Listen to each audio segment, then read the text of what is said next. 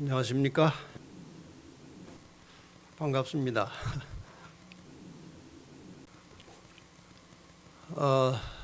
저 개인적으로도 이 성령에 관한 말씀을 이렇게 한꺼번에 집중적으로 전해본 적이 없습니다. 아마 여러분도 아마 성령에 대해서 이렇게 한 주일 내내 집중적으로 들으신 적이 없을 것입니다. 근데 제가 이제 한 주일 동안 말씀을 준비하면서 뼈저리게 느낀 것은 이 성령은 마지막 성도들의 생사가 달린 문제라는 확신이 들었습니다. 생사가 걸린 문제이기 때문에 그냥 소홀하게 또 한 주일간의 기도주일로 지나가 버리면 손실이 막심합니다. 그러니까 여러분이나 저나 이번에 이 성령 문제에 대한 집중적인 말씀을 나누면서 뭔가 우리의 삶에 새로운 변화가 시작되기를 바랍니다.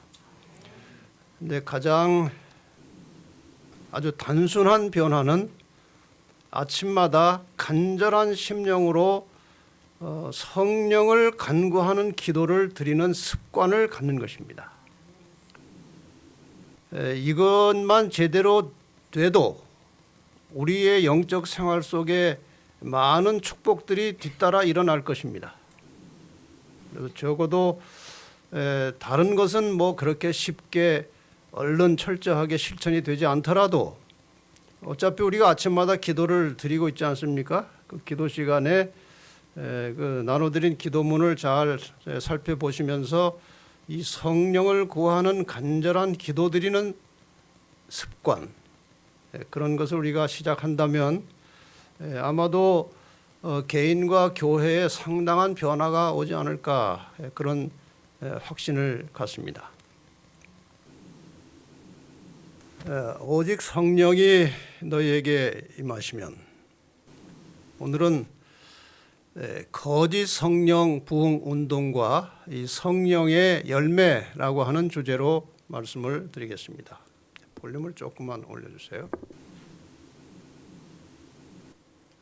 이 영적인 세계에는 성령만 계시는 것이 아니고 사탄의 영도 있습니다. 그래서 이 사탄이 어떻게 무슨 일을 하고 있는지도 우리가 상세하게 알아야만 됩니다. 사탄은 사람을 미혹해서 멸망으로 이끌어가는 거짓 영으로서 아주 무섭게 활동을 하고 있다는 사실을 우리는 잊어버리면 안 됩니다. 여기 고린도후서 4장 18절에 우리의 돌아보는 것은 보이는 것이 아니오 보이지 않는 것이니 보이는 것은 잠깐이요 보이지 않는 것은 영원함이니라. 하나님을 믿는 사람들이 관심을 가지고 살아야 될 것은 이 보이는 육적인 세상이 아니고 보이지 않는 세계, 보이지 않는 영적인 세계에 관심을 가지고 살아야 된다, 그 말씀이죠. 계속해서 에베소 6장 12절에 보면 우리의 씨름은, 우리가 지금 이 싸우고 있는 것은 혈과 육에 대한 것이 아니요 정사와 권세와 이 어둠의 세상 주관자들과 하늘에 있는 악의 영들에게 대함이라. 여기 하늘이라고 하는 말은 그 공간적 위치를 말하는 것이 아니고 하늘에 있다가 쫓겨 내려온, 하늘에 있었던 그 악한 영들, 사탄과 우리가 싸우고 있다는 것을 가르쳐주고 있습니다. 그러니까 성경 전체는 다 무슨 이야기인가 하면은 이 영적인 세계의 이야기입니다. 보이지 않는 하나님께서 말씀하시고 성령께서 역사하시고 또 사탄도 같이 이 역사 속에 끼어들어 가지고 치열한 전투가 벌어지고 있는 세상에 우리가 살고 있습니다. 요한일서 4장 6절에 보면은 우리는 하나님께 속하였으니 하나님을 아는 자는 우리의 말을 듣고 하나님께 속하지 아니한 자는 우리의 말을 듣지 아니하나니 진리의 영과 미혹의 영을 이로써 아느니라. 여기 두 영이 아주 정확한 명칭을 가지고 등장했습니다. 진리의 영과 미혹의 영이 있다는 것입니다. 이 싸움은 영적인 전쟁이기 때문에 이 영이라고 하는 말을 자주 쓰고 있습니다. 진리의 영, 미혹의 영. 전쟁입니다. 전쟁.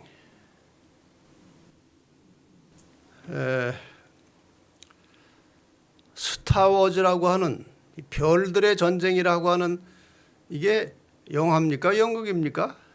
영화입니까?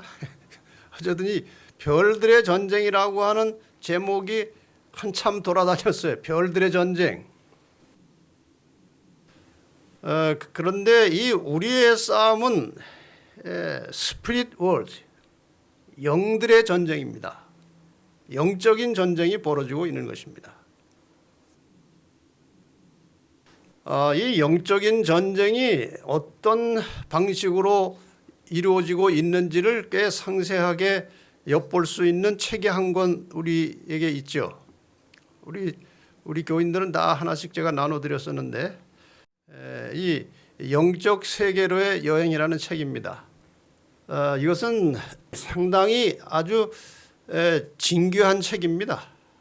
이 책을 지은 로저 모너라는 사람은 캐나다 사람인데 청년 시절에 친구의 미혹을 받아가지고 사탄 숭배하는 세계에 들어가서 매주일 한 번씩 그 사탄 교회의 주교에게 설교를 듣고 그 속에서 오랫동안 살았던 사람이에요. 그래서 이 사탄 숭배하러 그 예배를 드리러 가면은 그 예배 시간과 그다음에 그 주변 시간 속에서 사탄에 관련된 많은 것들을 듣고 배웠던 것입니다. 근데 이 사람이 극적으로 그것을 탈출해서 나중에는 재림 신자가 되었습니다. 그 사람이 그 사탄 숭배하면서 사탄의 그 소굴에서 쉽게 말하면은 거기에서 경험했던 것들을 이 책을 써놓은 것입니다. 그러니까 이 사탄의 세계에 대해서 굉장히 많은 이해를 할 수 있는 이야기들이 이 속에 많이 들어있어요. 그들 이제 한 번은 주교가 설교를 하고 나서 이런저런 이야기 끝에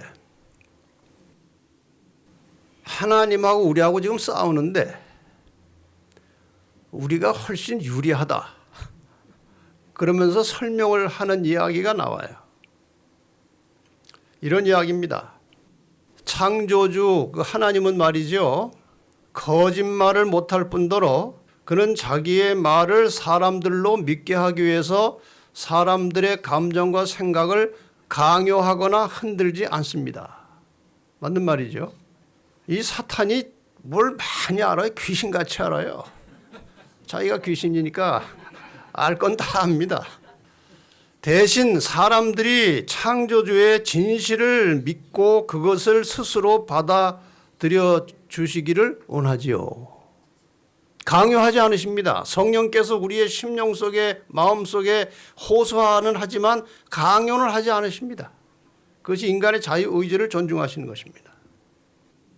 반면 우리의 영들은 자기 사탄의 영들은 거짓말을 할 수 있고 사람들로 하여금 그들의 인생에 있어서 중요한 결정을 할 때 자신의 감정에 의지하도록 교묘하게 미혹할 수 있지요. 영들은 인간들이 어떤 특정한 것을 믿도록 하기 위해 그들의 약점을 100% 활용해서 인간의 감정이 그쪽으로 강하게 쏠리도록 합니다. 사탄이 지금 우리에게 이런 일을 하고 있다는 거예요. 영들은 인간들의 마음을 그릇된 생각들로 가득 채우지요. 그러면 사람들은 자연스럽게 그것을 받아들이고 앞으로도 계속 그렇게 해나가지요.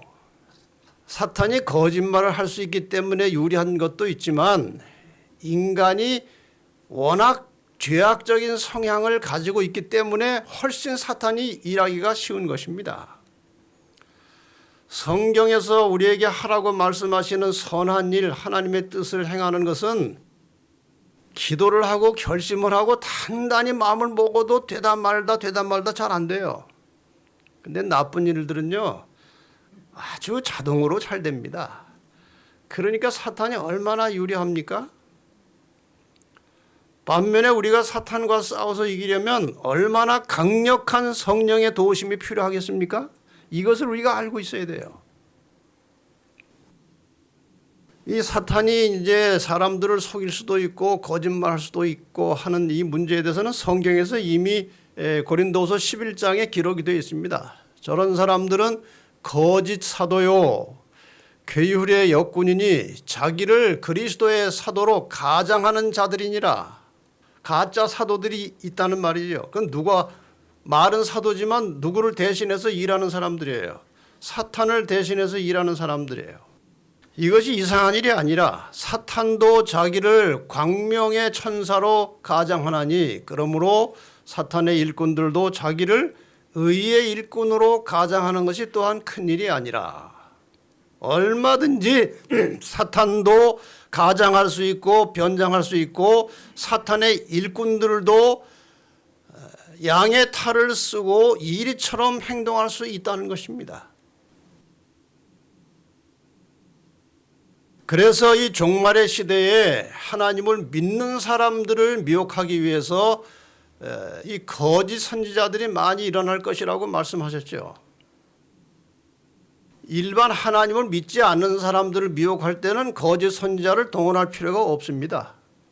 그렇죠? 그냥 사탄이 직접 하면 돼요. 그런데 하나님을 믿는 사람들을 미혹할 때는 하나님을 믿는다고 하는 지도자들을 이용하는 게 제일 쉽고 빠른 것입니다. 그래서 거짓 선지자가 나타나는 거예요. 저 그림 잘 보세요.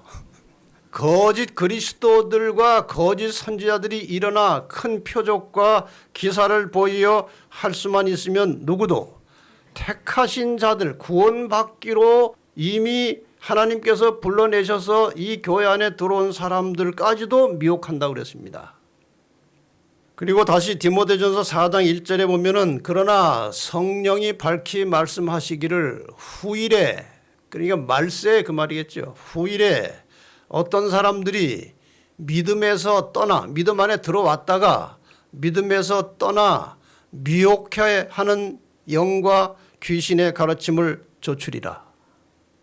어제 제가 도표로 잠깐 보여드렸습니다. 사탄의 1차적인 일은 하나님을 믿지 못하게 하는 것입니다. 2차적인 사탄의 사업은 무엇입니까? 하나님을 믿는 사람들을 잘못 믿게 하는 것입니다. 미혹하는 것입니다. 그래서 믿음으로 받은 구원을 다시 잃어버리게 하는 것입니다. 자, 이미 구원받은 사람이 다시 잃어버린 바 된다는 가르침은 성경에 많습니다. 근데 오늘날 교회들이 이걸 잘못 가르쳐서 구원을 받기로 작정이 되면 웬만하면 구원 다 받는다. 그러니까 일단 구원의 확신이 들었고 구원을 받았다고 생각되면은 율법 같은 거 그렇게 철저하게 안 지켜도 어차피 구원 받는다는 것이 일반적인 예정론의 가르침이에요. 절대 그렇지 않습니다. 지금 말씀드린 구원을 받은 사람이 다시 구원을 잃어버리는 것은 단순한 그림으로 하면 이런 것입니다. 여기 미혹의 영의 세계가 있고 진리의 영의 세계가 있습니다. 사탄이 이 미혹의 영의 세계에 들어있는 사람들을 안 놓치려고 하지만 성령의 역사하심과 본인의 의지와 선택에 의해서 진리의 영으로 들어오는 사람들이 있는 겁니다. 그러나 진리의 영으로 들어왔다 할지라도 절대로 안심할 수 없는 것이 미혹의 영이 가만히 두지 않습니다. 그래서 잘못하면 다시 미혹의 영으로 빠져 들어가서 이렇게 멸망을 받게 될 수도 있다는 것입니다. 이 사람들이 믿음에서 떠나서 미혹된 사람들이에요. 이렇게 해서 사단은 끊임없이 인간을 지배하려고 합니다. 자기 수하에 두려고 하는 것이죠. 자, 사탄의 인간 지배에 대해서 제가 간략하게 좀 설명을 이제 차례차례 드리겠습니다. 일단 사탄은 사람의 생각이나 언행에 악한 영향을 미쳐서 사람들을 나쁘게 만듭니다. 그 다음에 때로는 어떤 특정한 사람을 자신의 목적 달성을 위해서 이용하는 경우도 있습니다. 그 다음에 세 번째로는 사탄이 이렇게 봐서 이 사람은 내가 쓸만하다고 생각이 되면 그냥 바깥에서 영향만 미치는 게 아니라 속으로 들어오려고 합니다.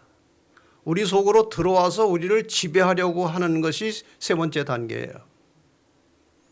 어느 목사님 사모님이 우리 교회 나오기 전에 일본에서 이제 한 20대 중반쯤에서 일본에 가서 이제 이렇게 아르바이트하고 일을 하면서 생활을 좀 하셨는데 그때 있었던 경험 이야기를 제가 들었어요.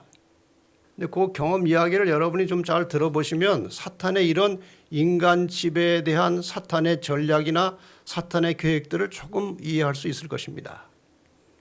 그런데 내가 거기 일본에서 살 때 세상에 밤마다 어떤 존재가 이거 꿈도 아니고 생시도 아닌데 그 경험 한번 뭐가 막 나를 압박하고 내 몸속에 이게 내 몸속에 들어오려고 하는구나 하는 느낌이 너무 강한 거예요. 그러니까 저는 그 존재가 뭔지 몰라서 그냥 막 일천하는 거죠. 엄청. 그리고 그 첫 경험을 한 다음에 너무 무서워가지고 그 다음부터는 이제 불을 못 켜고 잤어. 불을 못 끄고. 그래서 이분이 하도 무섭고 두려운 경험이 이제 저녁에 자꾸 오니까 자기가 그 경험하던 것을 그 같이 일하는 일본 어떤 언니에게 이야기를 했나 봐요. 제가 그런 경험을 하는 거예요. 뭔가 얼굴을 보여주지 않아요. 그 존재가 나한테 얼굴을 보여주지 않는데 내 몸을 아주 강하게 누르고 들어오겠다는 느낌이 제가 확 들었어요. 그래서 제가 그 경험을 일주일에 한 번꼴로 이렇게 심할 때는 일주일에 2번, 정말 심할 때는요. 어떤 때였냐면 제가 집에서 아르바이트하러 밖으로 나오잖아요. 그러면 제 머리 뒤로 너무 소름 끼치는 느낌이 와요. 그러면 제가 느낌으로 아는 거예요. 이게 오늘 밤에 나를 찾아오겠구나. 그 영락없이 그 밤에 그것이 나를 찾아오는 거예요. 근데 이 이야기를 그 일본 그 언니한테 했더니 전혀 놀라진 않더라는 것입니다. 일본 사람 중에 10명에 2명 정도는 그런 경험을 거의 다 한다는 거예요. 일본은 그 섬나라라 잡신이 많고 그런 귀신이 많아요. 그래서 그거 그렇게 이렇게 굉장한 일 아니라는 뜻이 그렇게 얘기를 하더래요.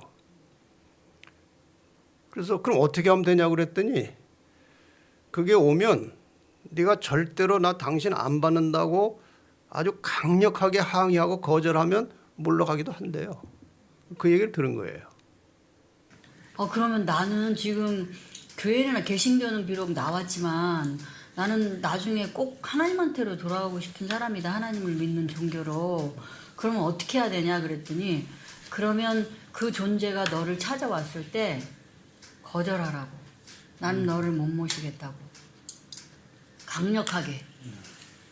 안 그래도 제가 원인 모르고 막 싸웠는데 그 언니 말을 듣고 제가 정말 와서 저랑 싸울 때요. 엄청 아파요. 엄청 사람 몸을 아프게 해요. 막 저를 발가락부터 물어뜯는데 그 물어뜯고 나면 뼈까지 아파요. 뼈까지. 아침에 일어나면 완전 녹초가 되는 거예요. 제가. 근데 상처는 하나도 없고. 이렇게 투정을 하다가 마침내 이제 그 다음에 왔을 때에 이제 한번 이제 싸웠어요. 큰 싸움은 그 아니고 다음에 그냥. 찾아왔을 때 네가 아무리 이래봐야 나는 너 안 모신다. 난 내가 모시고 싶은 하나님이 따로 있다. 이러니까 이 존재의 힘이 갑자기 100이면 10으로 떨어지는 거예요. 와, 제가 이거 정말 뭐지? 그게 엄청 중요한 거 알았어요. 이 자기 의지를 드러내는 것이. 그 다음부터는 찾아왔는데 힘이 예전 같지가 않아요. 그러고 점점 희미해지고 없어졌어요. 지금 여기에서 우리가 굉장히 중요한 포인트를 하나 생각하고 넘어가야 됩니다. 이것이 꼭 우리에게 사탄이 이렇게 아주 현실적으로 노골적으로 나타나지 않더라도 우리 마음속에 사탄의 소리가 계속 있어요. 부정적이고 안 좋은 생각들은 다 사탄이 집어넣는 것이거든요. 그거 집어넣을 때 거기에 말려 들어가면 안 되고 아주 초반부터 단호하게 난 너 받아들이지 않는다고 저항하면 물러간다는 것입니다. 그만큼 이 하나님께서 우리에게 주신 인간의 의지라는 것은 굉장히 중요한 거예요. 그래서 사탄도 우리가 끝까지 반대하면 못 들어오는 겁니다. 근데 우리는 생활 속에서 사소하게 너무나 많이 사탄에게 굴복하고 있어요.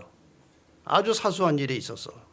뭐 감정적인 거, 또 이해관계 있으면은 사탄에게 자꾸 넘어가는 것입니다. 그다음에 이제 이분이 필리핀에 갔었는데 다른 것이 또 한 번 온 거예요. 보세요.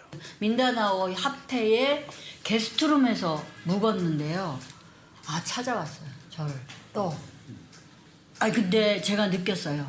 이 존재는 제가 그동안 싸웠던 존재보다 한층 더 힘이 센 존재예요. 모습도 틀려요. 확실하게. 근데 저를 모습이 보여요? 네, 희미하게 보여요. 희미하게 보여요. 저 확실히 몰라요. 왜냐면 얼굴은 안 보여줘요, 저한테. 근데 내가 이 존재를 완전히 받아들였으면 얼굴을 보여줬을 거예요. 근데 안 받아들였기 때문에 그런지 몰라도 얼굴은 안 보여주는데 저를 누르더니요. 그 얼마나 여기요. 칼이 4개가 꽂혀 있는 것 같아요. 너무 아파서 말도 못 나오겠어요. 근데 이 존재가 나한테 뭐라 그러냐면 너가 왜 여기 와 있냐고. 너는 내 소유인데 왜 네가 여기 와 있냐고. 근데 내가 그 말을 듣는데 할 말이 없는 거예요, 목사님. 몸에 힘이 쫙 빠지고요. 내가 이런 존재였구나. 그런 생각이 할 말이 없는 거예요. 그래서 내가 너무 상심이 컸어요. 마음이 아프고 그 상황에서. 근데 갑자기 말이 생각났어요. 나는 내가 지금은 이럴지 몰라도 나는 장차 하나님을 사랑하는 삶을 살 거다. 나는 그게 내 소원이다. 이렇게 말했더니요. 얘가 싹 사라지는 거예요. 내가 그러고 그 후로 없어요. 자, 지금 여기서 우리가 또 하나 굉장히 중요한 포인트가 있습니다. 그 전에 일본에서 사탄이 접촉해 왔을 때 나 하나님 믿을 거라고 아직 확실하게 믿지도 않으면서도 하나님 믿을 거라고 말만 했는데 일단 물러갔어요. 들어오지 않았습니다. 그러면 그 마음에 성령으로 채워야 돼요. 이게 비어 있었던 거예요. 사탄은 들어오지 않았지만 왜 사탄이 자꾸 들어오려고 합니까? 비어 있기 때문에 들어오는 거예요. 채워져 있으면 사탄이 못 들어옵니다. 근데 하나님 믿을 거라고 말을 한 다음에 성령으로 이 속에 충만이 되지 않았으니까, 그리고 또 그렇게 살다 보니까 비어 있다는 사실을 사탄이 안 거죠. 그러니까 필리핀에 가서 뭐 다른 일로 갔었는데 또 온 거예요. 이제는 조금 더 강한 것이 온 거예요. 역시 하나님을 믿겠다고 확실한 의사표현을 하니까 또 가버렸어요. 그 다음부터 이분이 그때 천명선교사로 갔다가 그런 경험을 당한 것입니다. 근데 천명선교사를 자기가 하면서도 뭐 그렇게 깊은 신앙으로 한 게 아니라는 거예요. 근데 그게 또 들어왔더래요. 그래서 그 뒤로 자기가 신실하게 하나님 믿기로 결심을 하고 이제 신앙생활을 제대로 하니까 그 뒤로는 안 들어오더라는 거예요. 이렇게 자꾸 우리 속에 들어오려고 하는 것은 이런 경우는 특수한 경우지만 평상시 생활 속에서 늘 사탄이 우리에게 영향을 미치고 있다는 거예요. 그러다가 일단 들어가서 자리를 잡으면요, 완전히 그 사람을 자기 마음대로 좌우합니다. 이렇게 된 상태를 귀신 들렸다고 하는 거예요. 귀신 들리면 이제 사탄의 소리를 내는 것입니다. 그래서 완전히 장악해서 파멸시키는 겁니다, 인간을. 이래도 안 넘어가면 이제 성령으로 위장해서 성도를 미혹한다는 것이죠. 이게 참 무서운 겁니다. 성령으로 위장하는 거예요. 오늘날 이 거짓 성령 운동이 전 세계에 만연하고 있습니다. 무섭게 번져가고 있습니다. 이런 운동이 일어나서 한참 이렇게 사람들을 미혹하고 빠지고 이렇게 하다가 그것이 좀 약해지면 또 다른 운동이 일어나서 계속해서 지금 이 거짓 성령 운동이 지구상에서 계속 이어지고 있어요. 그 현재까지 나타난 수십 년 사이에 나타난 대표적인 이런 성령 운동이 오순절 운동, 빈야드 운동, 알파 코스 신사도 운동, 뭐 이런 성령 운동으로 이어지는데, 이러한 성령 운동에 일어나는 공통적인 특징들이 있습니다. 이러한 거짓 성령 운동에는 특징들이 있는데 어떤 것들인가? 방언 대표적인 것이죠. 거룩한 웃음, 웃는데 그게 또 거룩한 웃음이 있대요. 성령을 받으면 거룩하게 웃을 수 있대요. 그리고 아주 오래 웃는 겁니다. 표적을 일으키고 무아지경에 빠지고, 이 무아지경이라는 것은요, 자신의 의지가 작동하지 않는 상태이기 때문에 그건 사탄이 장난하는 시간입니다. 무아지경에 들어가면 그건 사탄의 시간이에요. 자기 의지를 가지고 있어야 돼, 항상. 그래서 사탄이 영이 들어올 때 물리칠 수 있어야 되는 것이죠. 그 다음에 성령 받으면서 그냥 나가 떨어져서 넘어지는 것입니다. 그 성령 받은 표시라고 하는 거예요. 어떤 운동에서는. 축기라는 것은 귀신을 쫓아내는 거예요. 귀신이 귀신을 쫓아내는 거죠. 신유, 진동, 이것은 성령 받으면 몸이 팍 떨리는 거예요. 또 기적을 일으키고 환상을 보고, 저 찬양은 보통 찬양이 아니고 한번 성령 받아서 찬양이 시작되면은 몇 시간 동안 지치지 않고 노래하는 겁니다. 이런 것들이에요. 대체로 공통점이 무엇인가 하면은 눈으로 보이는 현상과 몸과 마음으로 느끼는 체험 위주로 성령 운동을 하는 것입니다. 이게 현대 성령 운동의 성향이에요. 이것이. 자, 대표적으로 어느 한 목사님이 부흥 목사인데 그 산기도 하다가 성령 받았다는 이야기를 이제 이렇게 전했습니다. 산에 기도하러 가서 이제 한참을 기도를 한 것입니다. 여러 시간을 기도를 했어요. 밤이 새도록 기도했으나 아무런 응답이 없었어요. 비가 오기를 시작했는데 그대로 비를 맞으면서 하나님의 성령의 세례 능력을 달라고 소리를 치면서 기도했어요. 갑자기 하늘에서 불이 저에게 임했어요. 온 몸이 불덩이가 되어 한참 동안 떼굴떼굴 굴렀어요. 불덩이가 되어가지고 떼굴떼굴 굴렀어요. 떨어지면 죽을 수도 있는 위험한 바위에서 떼굴떼굴 굴렀어요. 얼마나 시간이 지났는지 몰라요. 정신을 차려보니 하늘에 해가 쨍쨍 떠 있는 거예요. 이후 그 일이 일평생의 신앙생활에 중요한 경험이 되었어요. 그때부터 자기에게 엄청난 축복이 몰려왔다는 것입니다. 이 이야기를 직접 들은, 이분에게 현장에서 이분이 하는 이야기를 직접 들은 어떤 다른 목사가 이렇게 반응을 한 것입니다. 이런 일이 성령 세례 현상이라고 성경 어디에도 말씀하고 있는가? 성경 어디에서도 이러한 성령 세례의 근거를 찾을 수 없다. 정 목사가 경험한 이 현상의 정체는 귀신을 체험하는 접신이다. 결코 성령을 받는 성령 세례가 아니다. 성경 어디에도 그 어떤 사도도 그 어떤 제자도 이런 성령 세례를 체험한 적이 없다. 성경에 나오는 성령은 상당히 단순합니다. 그렇게 복잡하지 않아요. 근데 요즘에 이런 식으로 해서 어떤 현상이나 경험이 나타나면 이제 성령 받았다고 확신하고 남에게도 이제 성령 세례 받으라고 또 안수를 하는 겁니다.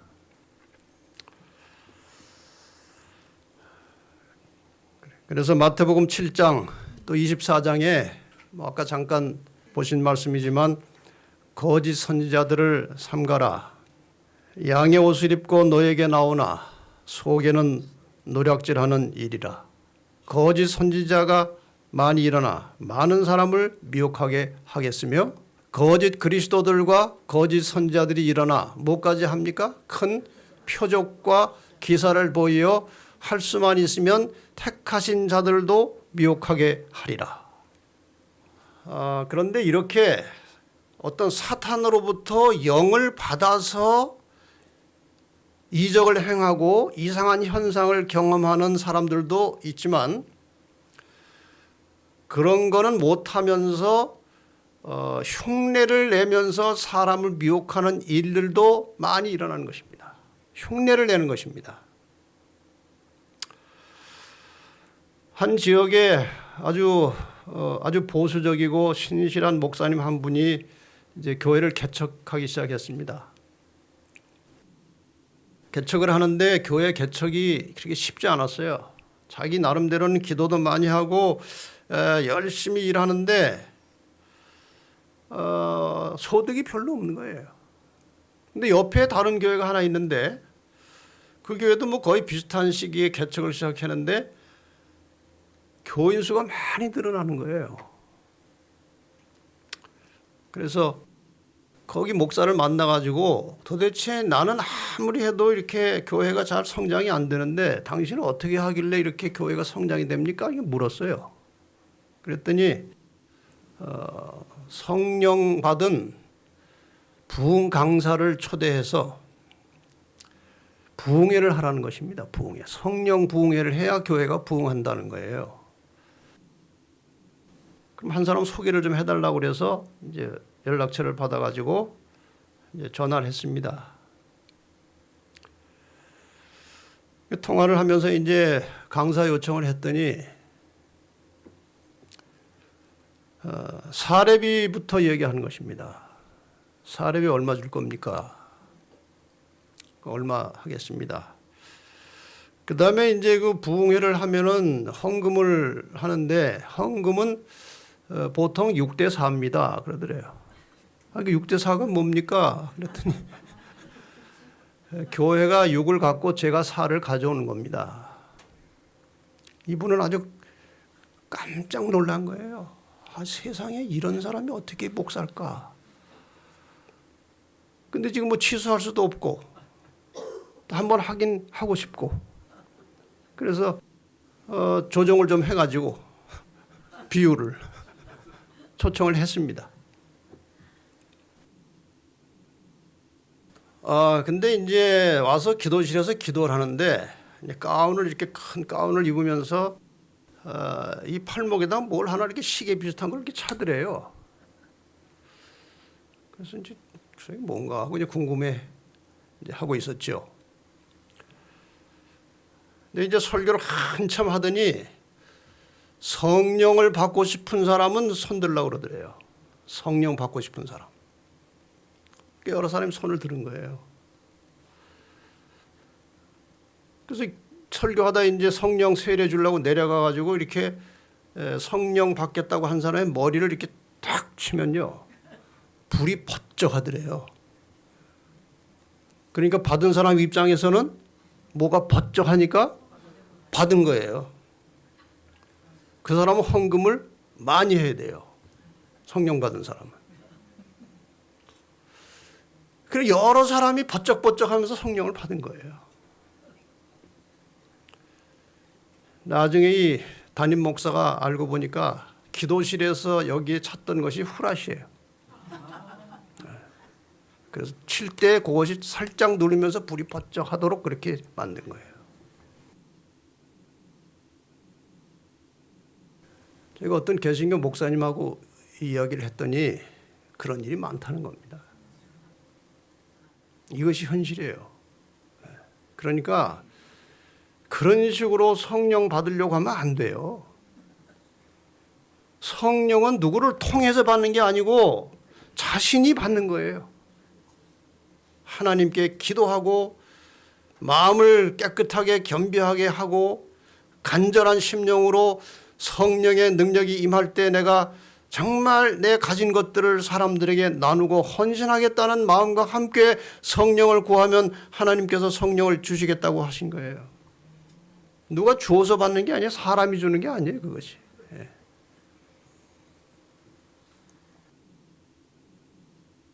오늘날 이 세상에 수많은 거짓 선자들이 나타나서 사람들을 미혹해가지고 이미 사탄의 권세에서 빠져나와서 구원을 받은 사람들을 다시 사탄의 권세로 끌고 들어가고 있는데 이것이 바로 거짓 성령에 의해서 그렇게 된다는 겁니다. 그래서 이 마지막 시대의 성령은 매우 중대한 문제이면서도 많은 사람들이 성령을 제대로 알지도 못하고 필요성을 느끼지도 못한 채 신앙을 하고 있습니다. 그래서 제가 반복해서 자꾸 드리는 말씀이지만 이번 기회에 여러분이나 저나 성령에 대해서 새로운 이해와 인식을 갖게 되기를 바랍니다. 뭔가 출발을 해야 됩니다. 뭔가 이대로는 안 되는 겁니다. 이대로는.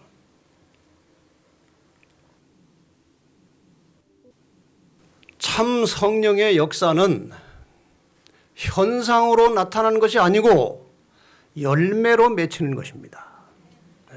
열매가 있어야 되는 겁니다.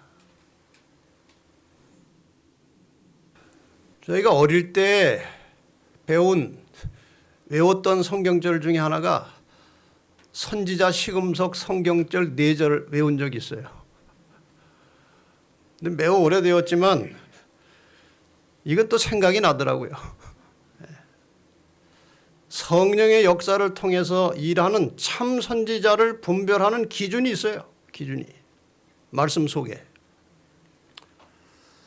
첫째로 그리스도의 인성을 시인하는 것인데 이것은 왜 이런 문제가 등장했는가 하면 그 당시 거짓 교리와 가르침들이 많이 나타나면서 요한 당시에 영지주의라고 그러죠. 나타나면서 예수님의 인간으로 이 땅에 오신 것을 믿지 않았습니다. 그래서 이 말이 나온 거예요. 그래서 요한일서 4장 2절에 하나님의 영은 이곳으로 알지니 곧 예수 그리스도께서 육체로 오신 것을 시인하는 영마다 하나님께 속한 것이요. 이런 말씀이 그래서 나오는 겁니다. 예수께서 육체로 오신 것을 시인하라는 거죠. 두 번째는 생활의 열매로 확인한다고 되어 있죠. 잘 아시는 성경절 마태복음 7장 16절에 그의 열매로 그들을 알지니 가시나무에서 포도를 또는 엉겅퀴에서 무화과를 따겠느냐.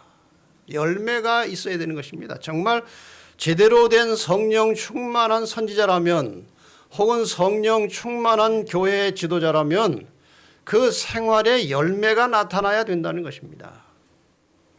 이 중요한 단서죠. 그 다음에 세 번째로 선지자는 예언을 합니다. 앞으로 어떻게 될 것이라고 선지자들이 늘 백성들에게 미래의 일을 말합니다. 그런데 그 예언들이 성취가 돼야 선지자지요. 성취가 돼야 합니다. 그래서 에레미야 28장 9절에 보면은 평화를 예언하는 선지자는 그 예언자의 말이 응한 후에야 성취된 후에야 그는 진실로 여호와의 보내신 선지자로 알게 되리라. 예언을 하면 성취가 돼야 참 선지자라는 말씀입니다. 네 번째는 정말 진정한 선지자면 성경에 기록된 하나님의 율법과 증거의 말씀을 순종해야 된다는 겁니다. 이게 아주 중요한 부분이에요. 이사야 8장 20절에 보면은 마땅히 율법과 증거의 말씀을 좇을지니 그들의 말하는 바가 이 말씀에 율법과 증거의 말씀에 맞지 아니하면 그들이 정령이 아침빛을 보지 못하리라 그랬어요. 그들의 말이나 삶이 어디에 조화가 되어야 돼요? 율법과 증거의 말씀에 조화가 되어야 된다는 것입니다. 자, 누가 그림을 참 잘 그렸어요. 이리가 설교하는 겁니다.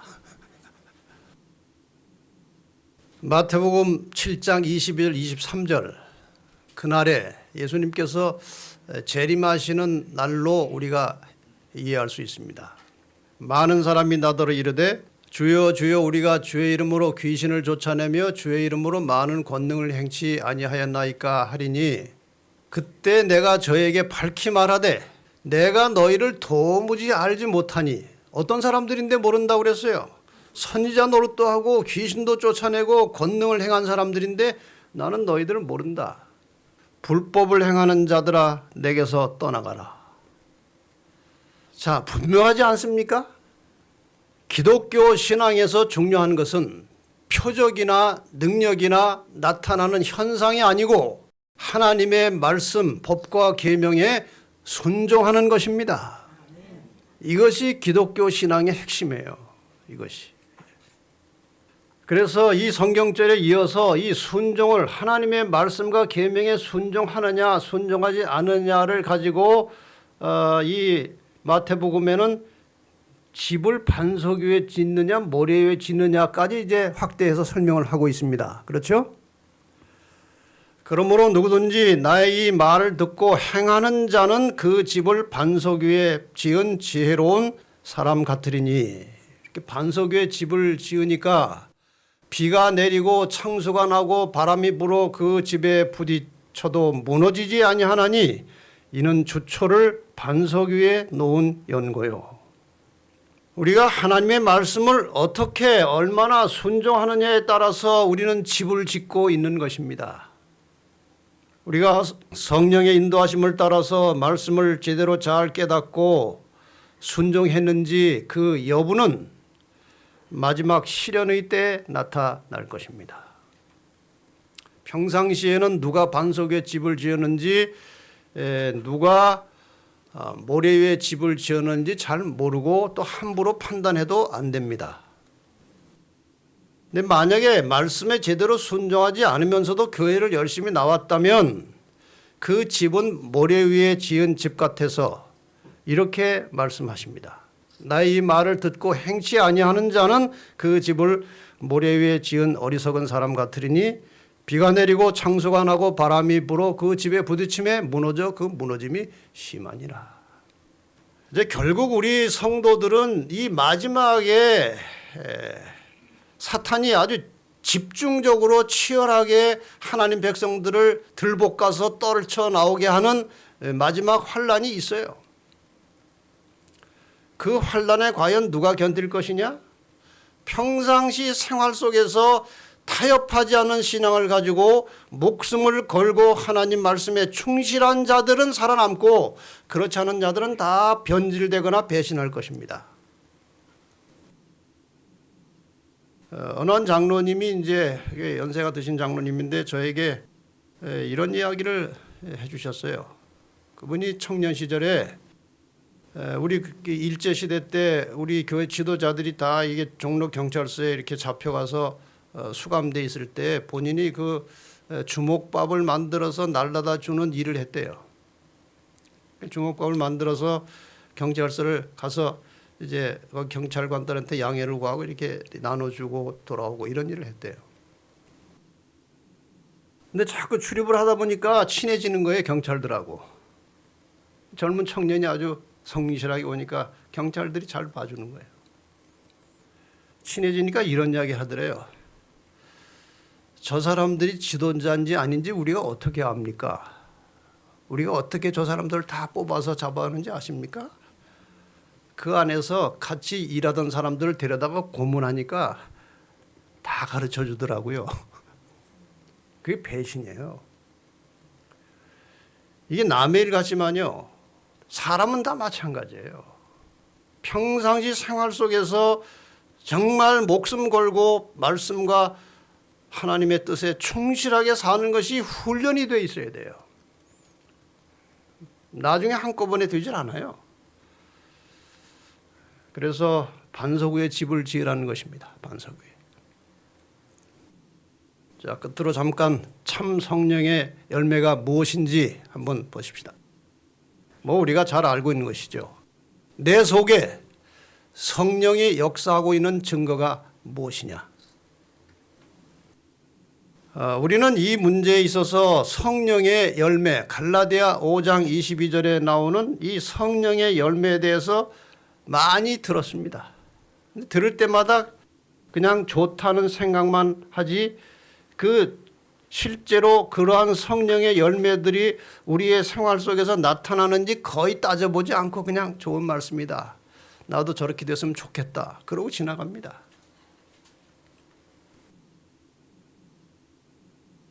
나에게 이 성령의 열매들이 있는가? 그 9가지 성령의 열매를 우리가 잘 외우죠. 사랑과 기쁨과, 실학이라는 말은 기쁨입니다. 기쁨과 화평과 인내와 자비와 선함과, 그 양선이라는 말도 이게 좀 선하다는 그런 뜻입니다. 충성과 온유와 절제니, 이것이 성령의 열매라고 나옵니다. 근데 이걸 깊이 들어가 보면요, 고린도전서 13장에 이 사랑 하나만 가지고도 할 일이 너무나 많아요. 시기하는 자가 되지 아니하며, 자랑하지 아니하며, 교만하지 아니하며, 무례히 행치 아니하며, 자기의 유익을 구치 아니하며, 성내지 아니하며, 악한 것을 생각지 아니하며, 불의를 기뻐하지 아니하며, 진리와 함께 기뻐하고, 모든 것을 참으며, 모든 것을 믿으며, 모든 것을 바라며, 모든 것을 견디느니라. 사랑 한마디 속에도 이렇게 많은 것들이 들어있습니다. 이거 다 할 자신이 있습니까? 자신 있어요? 너무나 먼 거리의 이야기입니다. 자, 그럼 이 성령의 열매가 도대체 무엇이냐? 우리가 처음 듣는 이야기는 아닙니다만은, 성령의 열매가 저렇게 맺힌다고 생각하십니까? 따로따로 사랑, 절제, 화평, 인내, 이런 열매들이 쭉 맺히는데, 나는 절제는 잘하는데 사랑이 안 되는구나. 나는 그래도 하나님께 충성한다 하는데 기쁨이 없구나. 그렇게 말할 수 있습니까? 그렇게 말할 수 없는데도 불구하고 그렇게 말을 합니다. 그런데 잘 생각해 보세요. 절제는 되는데 사랑이 안 된다면 그 절제는 성령에서 나온 열매가 아니고 자기 의지로 만들어진 것입니다. 마음은 화평한데 인내심이 없다고 하면 그 화평도 성령의 열매가 아닙니다. 여기 성경절, 또 영어 성경에도 그렇고 또 원어도 그렇고 보면요, 여기 열매라고 하는 것이 단수입니다. 단수. 열매들이 아니고 오직 성령의 열매는 하고 여러 가지가 나와요. 영어 성경에도 이 열매라고 하는 것은 fruit, 과일, 열매인데 복수는 그 뒤에 s가 붙어야 열매들인데 그냥 단수예요.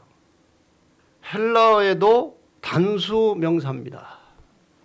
열매 하나예요. 이렇게 여러 개가 주렁주렁 달려가지고 그게 9가지가 아니고, 쉽게 표현하면은 이 귤 같은 거예요. 하나의 과일 속에 그 속에 쪼가리가 여러 개 있고 그 쪼가리가 합쳐서 하나의 귤이듯이 성령의 열매는 통째로 되어 있는 거지 나누어져 있는 게 아니에요. 그러니까 나는 사랑은 되는데 또 기쁨은 안 된다. 그건 다 말이 안 되는 겁니다. 이 속에 한꺼번에 들어있는 거예요. 이것이. 어둠에 대해서 제가 잠깐 말씀을 드렸습니다. 이 어둠이라는 것은 부채질해서 나가는 것이 아니고 바가지로 떠서 내보내는 게 아닙니다. 한번 실제로 해봅시다. 전도사님, 가서 불 좀 한번 꺼봐요. 잠깐 꺼봐요.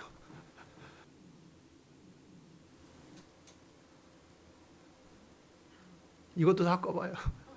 이것들이 또 빛이 있구만. 어쨌든 깜깜한 어둠이라고 생각해 봅시다. 이 어둠을 물러가게 하는 방법은 간단합니다. 다시 켜봐요. 어둠이 물러가는 겁니다. 한꺼번에 물러가는 것입니다. 우리 마음 속에 있는 어둠 때문에 일어나는 여러 가지 각양각색의 이 죄된 생각들, 죄악들, 습성들은 하나씩 하나씩 고쳐 나가는 것이 아니고 성령이 충만하면 우리의 동기와 성향이 바뀌면서 죄된 동기와 습성이 사라져가는 것이 곧 성령의 열매를 경험하는 것입니다.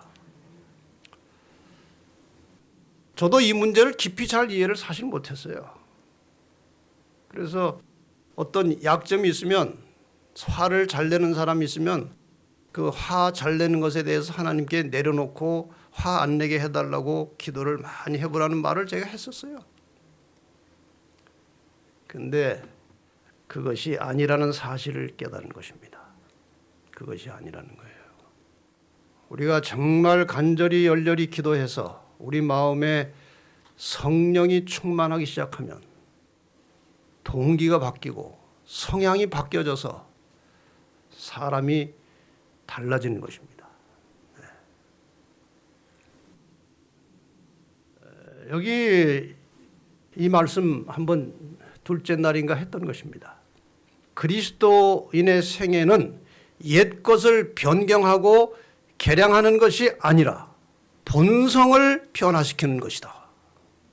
내가 원래 가지고 있던 몇 가지 안 좋은 습관들, 성격들, 그것을 고치는 것이 아니고 본성을 변화시켜서 사람이 달라지는 것입니다.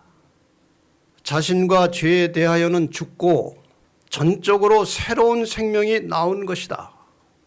이 변화는 성령의 효과적인 역사에 의해서만 이루어질 수 있다.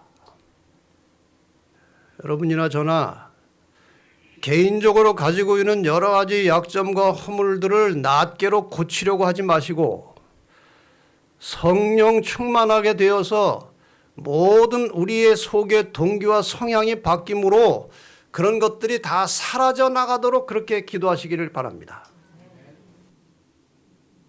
다시 한번 정리하겠습니다.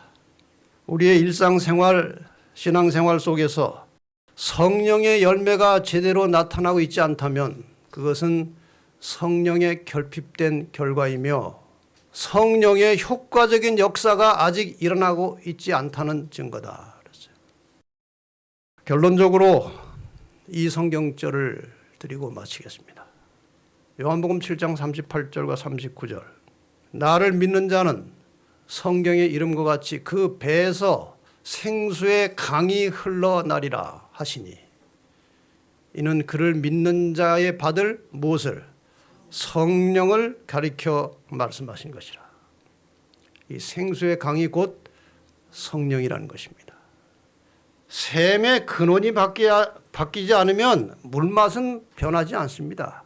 한 샘에서는 그 물맛밖에 나오지 않아요. 한 샘에서 쓴맛과 단맛이 나오지 않습니다. 우리 마음속에 생수의 강, 즉 성령이 충만히 임하시면 우리의 기질과 성향이 달라지는 것입니다. 그 생수의 강이 우리의 심령 속에 다시 만들어져야 된다는 것입니다. 그래서 이 말세를 살아가는 성도들의 모든 문제를 해결해 주시는 분은 성령이십니다. 우리의 동기와 성향을 바꾸고 우리의 그릇된 습관들이 사라져가고 우리의 마음속 깊은 곳에서 사랑의 역사가 나타나고 우리가 전도할 때 능력이 역사하시고 영혼 구원의 열매들이 나타나고 하는 이런 모든 이 마지막 시대의 성도들의 삶 속에서 나타나야 되는 열매들은 오직 성령에 의해서만 가능한 것입니다. 다시 한번 이 말씀, 오직 성령의 충만을 받으라 말씀을 마치겠습니다.